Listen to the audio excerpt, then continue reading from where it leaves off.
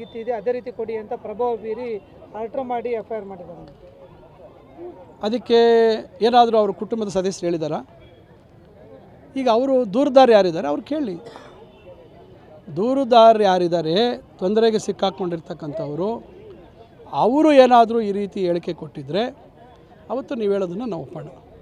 ಇದರಲ್ಲಿ ಯಾವುದೇ ರೀತಿ ನನಗೆ ಬೆಳಗ್ಗೆ ಗಮನಕ್ಕೆ ಬಂದಾಗ ನಾನು ಇದನ್ನು ಯಾವುದೇ ರೀತಿ ನೀವು ಇದರಲ್ಲಿ ನಿರ್ಲಕ್ಷ್ಯ ಮಾಡಬೇಡಿ, ಏನು ಕಾನೂನು ಪ್ರಕಾರ ಆಗಬೇಕು ಅದನ್ನು ಕಾನೂನು ಪ್ರಕಾರ ಮಾಡಿ ಅಂತಕ್ಕಂಥ ಸೂಚನೆ ಕೊಟ್ಟಿದ್ದೀನಿ. ಯಾಕಂದರೆ ಇದರಲ್ಲಿ ಸಣ್ಣ ವಿಚಾರ ಅಲ್ಲ ಇದು. ಅದರಿಂದ ಈ ರೀತಿ ಆಪಾದನೆಗಳು ಬರ್ತವೆ ಅಂತ ನಮಗೆ ಗೊತ್ತಿದೆ. ನಾನಂತೂ ಭಾಳ ಜವಾಬ್ದಾರಿಯುತವಾಗಿ ನಾನು ನಡ್ಕೊಳ್ತಾ ಇದ್ದೀನಿ. ಒಬ್ಬ ಜಿಲ್ಲಾ ಉಸ್ತುವಾರಿ ಸಚಿವರಾಗಿ ತನಿಖೆ ಆಗಲಿ, ತನಿಖೆಯಲ್ಲಿ ಸತ್ಯಾಸತ್ಯತೆ ಏನು ಅಂತಕ್ಕಂಥದ್ದು ಹೊರಬರಲಿ. ಈ ತನಿಖೆ ಮುಂಚೆ ಅವ್ರು ಹೇಳ್ತಾರೆ ಎಫ್ಐಆರ್ ಇಂದ ಸುಧಾಕರ್ ಹೆಸರು ಕೈ ಬಿಡಬೇಕು, ಇಲ್ಲಾಂದರೆ ನಾವು ಪ್ರತಿಭಟನೆ ಧರಣಿ ಮಾಡಲಿ.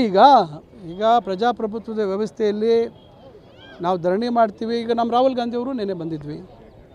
ಚುನಾವಣಾ ಆಯೋಗ ದುರುಪಯೋಗ ಮಾಡ್ತಾ ಇದ್ದಾರೆ, ಪ್ರಜಾಪ್ರಭುತ್ವ ಕಗ್ಗೊಲೆ ಮಾಡ್ತಾ ಇದ್ದಾರೆ, ಈ ಚುನಾವಣೆ ವ್ಯವಸ್ಥೆಯನ್ನು ಇವರು ತಮ್ಮ ಸ್ವಾರ್ಥಕ್ಕೆ ಬಳಸ್ಕೊಳ್ತಾ ಇದ್ದಾರೆ ಅಂಥೇಳಿ ನಾವು ದಾಖಲೆಗಳ ಸಮೇತ ನಮ್ಮ ರಾಹುಲ್ ಗಾಂಧಿಯವರು ನೆನೆ ಬಂದಿದ್ದರು. ನಮ್ಮ ಹಕ್ಕಿದೆ, ನಾವು ಮಾಡಿದ್ದೀವಿ. ಅವ್ರಿಗೆ ಆ ರೀತಿ ಇದ್ದರೆ ಮಾಡಲಿ, ಹೋರಾಟ ಮಾಡಲಿ, ಬಂದ್ ಮಾಡಲಿ, ಇನ್ನೊಂದು ಮಾಡಲಿ, ಅದು ನನಗೆ ಸಂಬಂಧ ಇಲ್ಲ.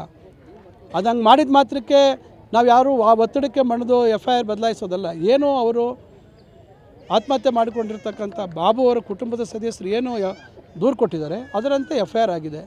ಆ ರೀತಿ ಇದ್ದರೆ ನ್ಯಾಯಾಲಯ ಇದೆ, ಅಲ್ಲಿ ಹೋಗಲಿ, ನ್ಯಾಯಾಲಯದಲ್ಲಿ ಪ್ರಶ್ನೆ ಮಾಡಿಕೊಳ್ಳಿ. ನಾವ್ಯಾರು ಅದಕ್ಕೆಲ್ಲ ಆ ಗೊಡ್ಡು ಬೆದರಿಕೆಗಳಿಗೆಲ್ಲ ನಾವು ಯಾರು ಎದುರೋರಲ್ಲ. ಏನು ನಾವು ಭಾಳ ಸ್ಪಷ್ಟವಾಗಿದ್ದೀವಿ.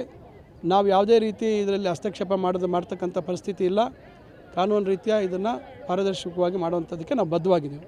ಚಿಕ್ಕಬಳ್ಳಾಪುರದ ಕಾಂಗ್ರೆಸ್ ಮುಖಂಡರು